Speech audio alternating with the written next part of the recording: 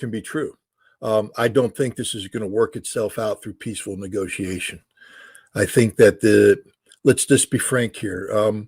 Israel needs to be strategically defeated in order for anything to fundamentally change about the Israeli stance. Right now, the politicians in Israel aren't budging at all. There's no compromise in them whatsoever. They've taken an extremist stance. And again, I just need to remind people, when I say extremist stance, it's not just about Gaza. It's about Palestinians in general. How much media coverage has been given to the fact that there is a organized system of theft and murder going on in Israel, where settlers come in from overseas, mainly the United States, and they come to the West Bank where they steal the homes of Arabs, literally go in and steal the homes, throw them out. And if you dare resist, you get shot by the settlers or by the soldiers who are guarding the settlers. And the Israeli government is doing this because they've been captured by a political entity that believes in biblical greater Israel. And that means that Israel is going to expand into the Israel of the Bible, and that they're going to push all the Arabs out until they get it. And you saw that police officer shouting at the Arab reporter. This is the mentality of many people, including those in government right now. You can't change this mentality by reasoning with them. What you can do is defeat Israel. And what I mean by defeat Israel, I don't mean destroy Israel. I'm not asking for the destruction of Israel. I don't think any responsible person would, but you need to defeat the concept of political Zionism, the concept of a greater Israel. And you have to impart on the citizens of Israel the reality that if Israel is going to exist going forward, it must exist as part of a two-state solution that gives the Palestinians the same rights and privileges that the Israelis have. There is no such thing as Israeli exceptionalism. The Israelis don't get to say, we have rules for us, but they don't apply for you. We get to do things for us, but you don't get to do them because we're the Jewish homeland and you're not. Israel has to be strategically defeated. And I think they're well on the way for this to happen, but it's going to get ugly.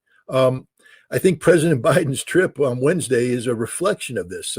You can watch the White House. They're trying to act like the duck on top of the lake and just sort of smoothly go, no, everything's fine here. The president's going to Israel. No, there's nothing to worry about here. Underneath the water, man, those feet are just going like this because they are in a panic. Why hasn't Israel gone into Gaza yet? A, they're going to get whipped. They know it. They're going to lose thousands of guys. B, the second they go in, they will, Hezbollah is going to come in. Iran might come in.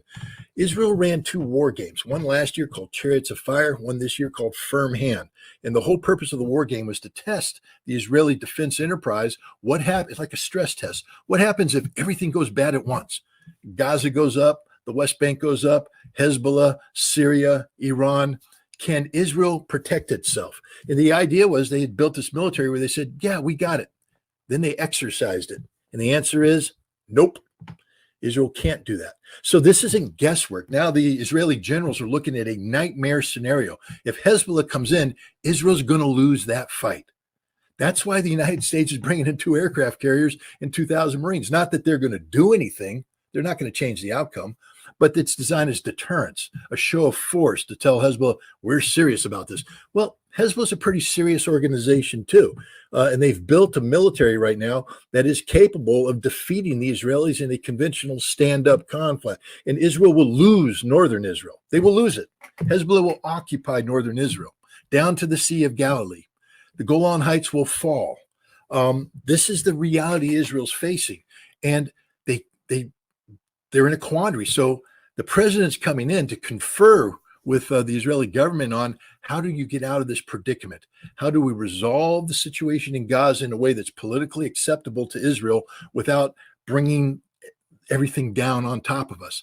Because the United States knows that we can't fight a conventional war with Iran and win. We can talk all we want. Lindsey Graham can talk about taking out oil fields. Nikki Haley, bring it on, destroy them. She has no military experience. She doesn't know what she's talking about. The reality is the military people have already told the president, if we attack Iran, we don't have sufficient force to attack all of the Iranian capabilities at once. So we'll go in and we'll hit limited strikes. They will immediately retaliate. Every American base in the Middle East will be destroyed. We're going to lose thousands of Americans. They'll sink ships, They'll shut down the Strait of Hormuz. They'll slaughter the Israelis because they're going to hit Israel with long-range precision strike missiles. What, are we inviting Israel now to retaliate with nuclear weapons?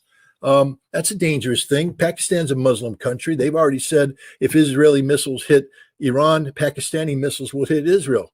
Pakistan's got nukes. Wow.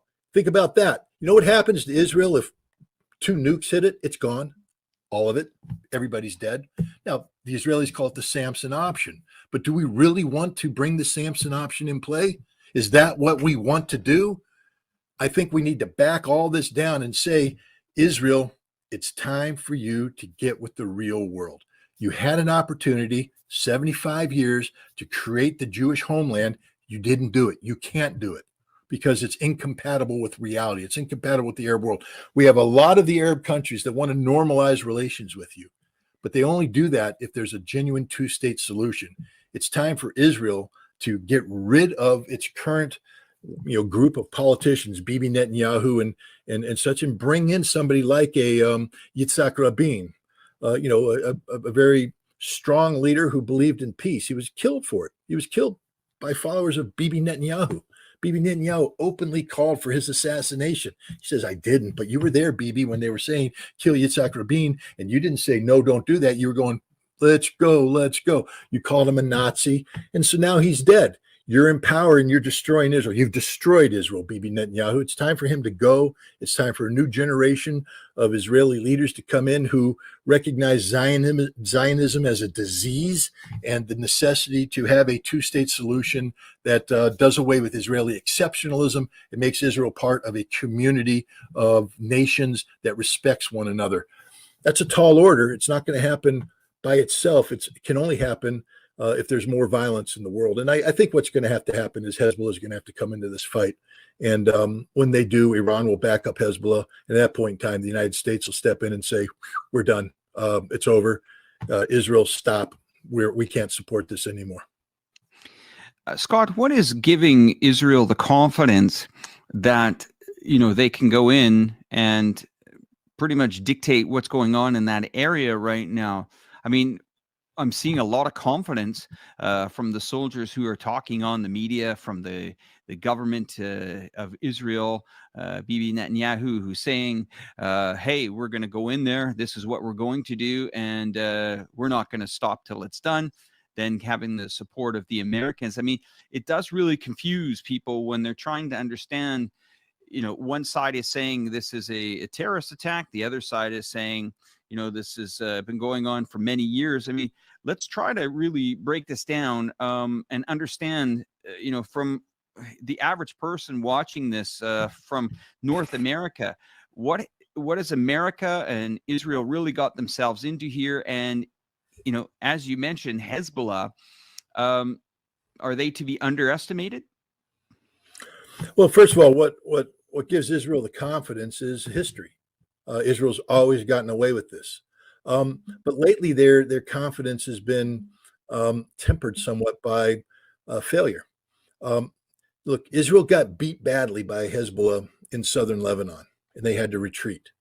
Israel doesn't retreat, but they retreated this time. Israel got beat badly by Hezbollah in 2006, and their military is humiliated. And Israel took a big smack to the face by Hamas in 2014. So what you're seeing right now are politicians who are backed into a corner. What else is Benjamin Netanyahu going to say? Peace is breaking out all over. Kumbaya, let's hold hands, sing Kumbaya. I suddenly have seen the light. No, he's going to double down on stupid. He's going to double down on what Israel's done. Arrogance, hubris, violence, the Dahiya formula. It was predictable that Israel was going to go. Doesn't Israel understand that they walked into a trap? I mean, the sad thing is Hamas set a trap using the Palestinian people as bait. We have to acknowledge that. We have to be upfront about that. Hamas is using 2 million Palestinians as bait. The reason why the world is turning on Israel isn't because of some recognition of, how bad Zionism is. It's because they're tired of seeing dead babies get stacked up in Gaza.